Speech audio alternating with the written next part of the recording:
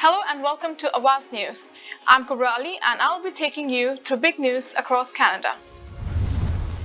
A Mississauga man is facing several charges, including attempted murder and aggravated assault, after allegedly shooting another person during a neighbor dispute.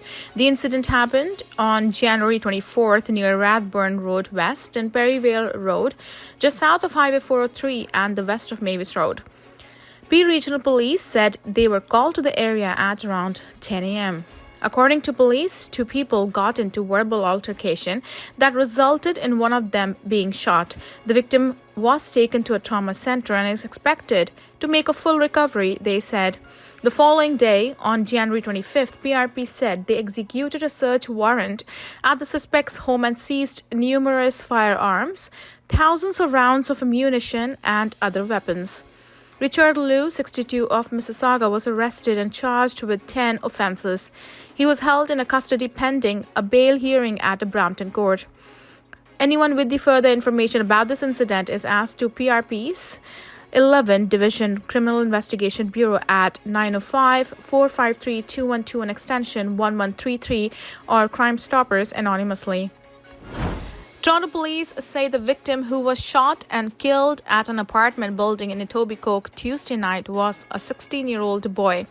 On Wednesday, police identified the victim as Isaiah Foga. He is the city's second homicide victim of the year. Police said the shooting involved several floors of the apartment building on 7 Capri Road in the area of the East Mall and Rathburn Road. When officers arrived, they located Foga and another male victim suffering from gunshot wounds. They were taken to the hospital where Foga was pronounced dead. Police said the other victim sustained serious injuries. Investigators have not provided descriptions of two masked suspects who exited the building after the shooting. When asked on Tuesday night if there was an altercation that led to the incident, Duty Inspector Philip Sinclair said their circumstances that led to the shooting was part of the investigation.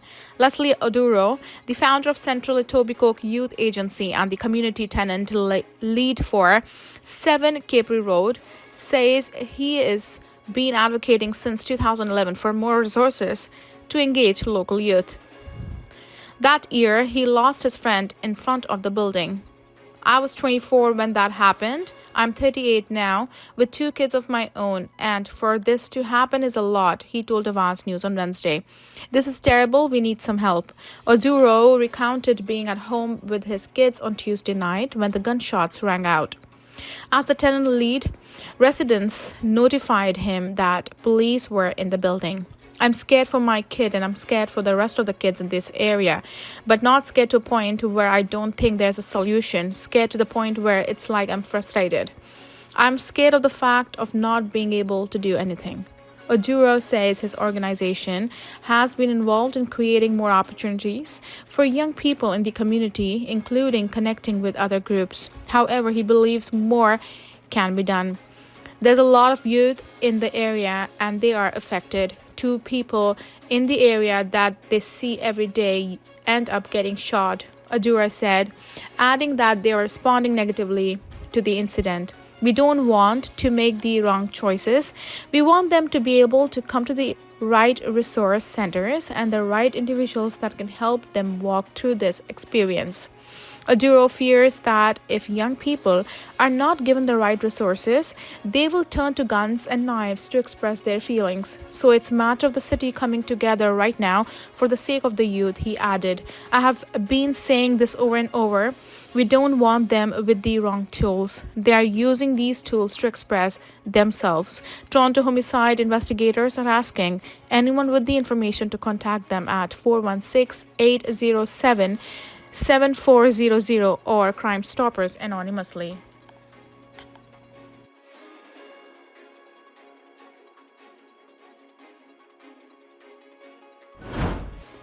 The City of Toronto will explore opportunities to purchase domestic goods where possible, while also launching the campaign to get residents to follow suit, but its top bureaucrat is signaling that a blanket ban on U.S. suppliers would not be prudent.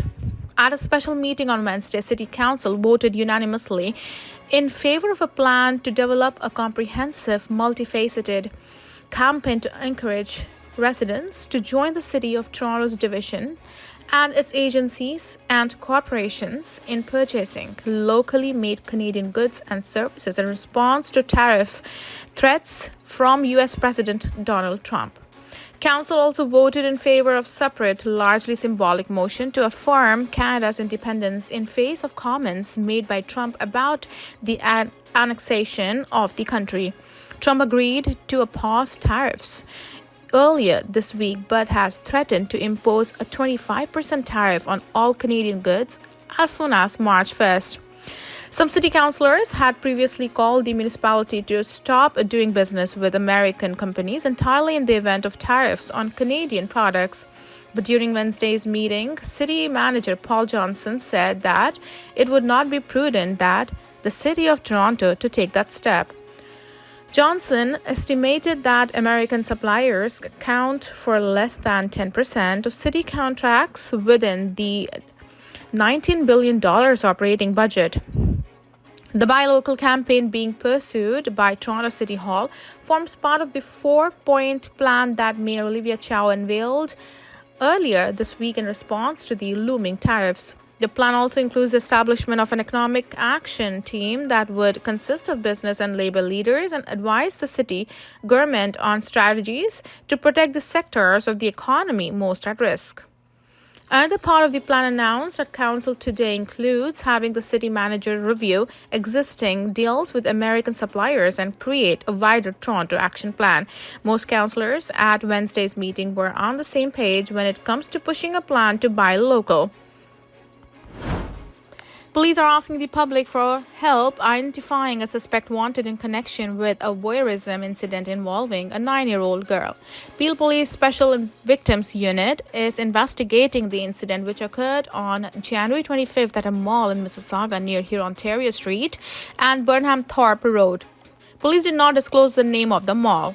Police said the girl was using a public washroom in the shopping center at the time when the alleged voyeurism incident occurred. No other details of the incident were released. Investigators are seeking to identify the suspect in this investigation, police said in a news release issued Wednesday. The suspect is described as male standing 5'10" to 5'11" with a slim build, light facial hair, defined chin, and light-colored hair. Police are asking anyone who has information about the incident to call the Special Victims Unit at 905-453-2121 extension 3460 or Crime Stoppers anonymously. The Jonas Brothers surprised a gaggle of fans when they stopped at a Toronto bar's Camp Rock trivia night. In a video posted to their YouTube channel, the trio say they happened to be staying nearby while in town to film a Christmas movie. In the video, Hemingway's restaurant and bar on Cumberland Street near Yorkville Avenue and Bay Street was filled with mostly young women who greeted the band with raucous cheers Tuesday as they joked about brushing up on the details of their 2008 made-for-TV movie musical Camp Rock on the drive over. Joe, Kevin, and Nick Jonas' careers began at Walt Disney Records and got an early boost when they starred in the Disney Channel film about teen rockers at summer camp, which also spawned a 2010 sequel. The brothers declined to participate in the trivia, but eldest brother Kevin Jonas read a question aloud. Which character gets put in charge of the junior rockers? His character Jason is the answer. Prime Minister Justin Trudeau will host a Canada-US economic summit in Toronto on Friday, days after President Donald Trump said he would hold off on his threatened tariffs against Canada for a month. The Prime Minister's office said the events will assemble Canadian trade and business leaders along with organized labor to discuss strategies to grow the economy, break down internal trade barriers, and diversify exports. It will also feature members of the Council on Canada-US Relations, which is advising Trudeau on bilateral relations and Trump's tariff threat. Trump signed an executive order on Saturday to levy 25% tariffs against Canada with a lower 10% tariff on Canadian energy. Canada had prepared a retaliatory package, but then a Monday call between Trump and Trudeau swiftly ended the drama, at least for the moment. Experts have raised concerns that the trade uncertainty will make Canada a less desirable place to invest than the US. Police in York region are alerting the public after suspects allegedly scouted condo and apartment units in Richmond Hill, going as far as glue open the doors prior to breaking into them. York Regional Police said 2 incidents were recently reported to them. In both cases, unidentified suspects surreptitiously gained entrance into the buildings during the early morning hours, they said. Police alleged that the suspects then applied a glue-like substance on door of units throughout the building. They said that the suspects also took steps to prevent communal exits from locking properly in order to gain future access to the buildings. Police have not elaborated on what those measures entailed. The suspects returned at a later date to examine the condition of the glue to determine if the units were occupied before committing break and enters, YRP said. Investigators are urging owners and tenants to be aware of this crime technique and report any suspicious persons or activities to police and their condo management or building superintendent. Anyone with the further information is asked to contact YRP's number to District Criminal Investigations Bureau at 1-866-876-5423 extension 7244 or Crime Stoppers anonymously. One suspect is facing a first-degree murder charge and another is still outstanding following a deadly shooting in Vaughan last summer. York Regional Police announced the arrest Wednesday in connection with the August 9th shooting, which took place at a residence near Islington and Killorn Avenues, north of Highway 7. Officers were called to the home just after 2 p.m. for reports of shots fired. When they arrived, police said they found a man in his driveway suffering from gunshot wounds. The victim, later identified as 57-year-old Jorge Ivan Nevas, was rushed to hospital where he was pronounced dead. It's alleged that at the time of the shooting, 2 suspects pulled up the home in what police said was stolen Ford F-150 pickup truck. The truck was seen being recovered, and police now say that 33-year-old Barrie resident Bradley Johnston is facing a first-degree murder charge. Police did not release a description of the outstanding suspect and haven't said what may have motivated what investigators are calling a targeted shooting. The investigation is ongoing and anyone with information is asked to contact the homicide unit at 1-866-876-5423 extension 7865 or Crime Stoppers anonymously. Thank you for tuning in. I'm Kubra Ali. I'll see you back tomorrow, same time, same channel. Have a good night.